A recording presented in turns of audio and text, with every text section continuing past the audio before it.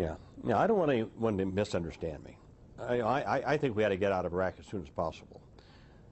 But I don't want any misunderstanding. I want to do everything I can to support our troops, both while they're there and, more importantly, when they come back.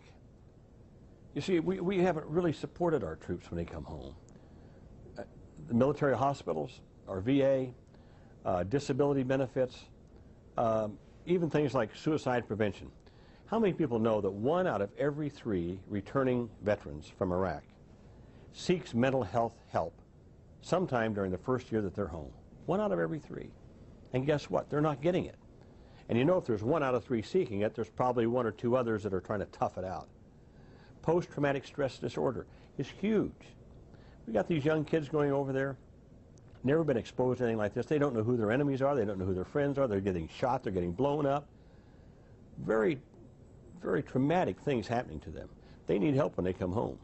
That's why we, Democrats, that's why I supported adding more money to the budget this last year that Bush didn't have in there, to add $1 billion to help our veterans when they come home. That's why I've supported the Joshua Omvig suicide prevention bill, to set up methodologies to prevent these suicides that are happening among these young men and women who are coming back from Iraq.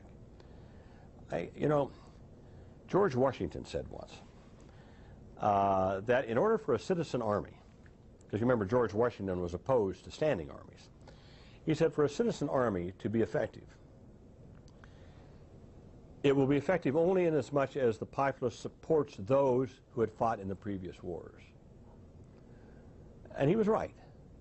You know, we have a citizen army. Thank God we have a citizen army. But if we're ever in a tough situation in the future where we have to call upon our young men and women to serve again, we want to let them know that we're going to be there for them if anything happens to them. And that's why we've got to support our veterans.